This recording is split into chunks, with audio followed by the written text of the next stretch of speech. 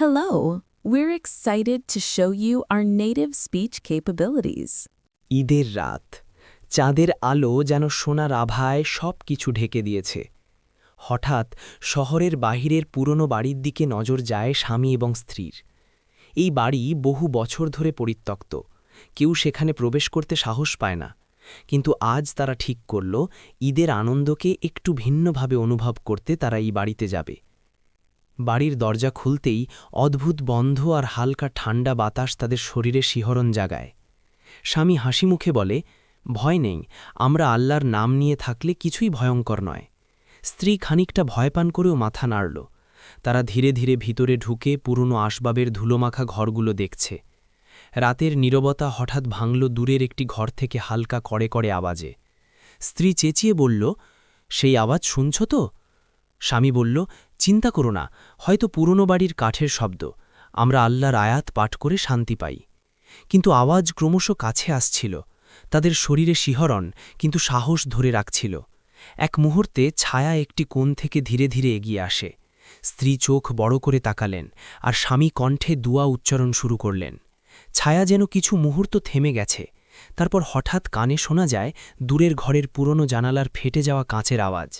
স্ত্রী কিছুটা ভয় পেয়েও বলল, আমরা কি চলে যাই? স্বামী বলল, না, ধৈর্য ধরো, আল্লাহ আমাদের রক্ষা করবেন। তাদের পদক্ষেপে ধুলো উড়ছিল। হঠাৎ পুরনো আলমারির দরজা নিজে নিজে খুলল এবং ভেতর থেকে হালকা আলো ঝলমল করতে লাগল। তারা দেখল আলমারির ভেতর থেকে একটি পুরনো লার্নিং বুক বের হয়ে আসে। স্বামী বুকটি খুলে দেখল সেটি ইসলামী শিক্ষার একটি প্রাচীন কিতাব। সেখানে লেখা ছিল, ভয়কে আল্লাহর নামে জয় করো। হঠাৎ বাতাসের শব্দ বাড়তে লাগল। ঘরটির সব ফ্যান এবং বাতি নিজে নিজে ঘুরতে লাগল। স্ত্রী চিৎকার করে বলল, আল্লাহর জন্য কিছু করো। স্বামী কণ্ঠে ধীরে ধীরে কোরআনের আয়াত উচ্চারণ শুরু করলেন। যেমনই আয়াত চলল, ভয়ানক ছায়া ঘর থেকে ধীরে ধীরে দূরে সরে গেল। বাতাস শান্ত হল। স্বামী বলল, দেখেছ, আল্লাহর সাহায্যেই আমরা ভয়কে জয় করেছি।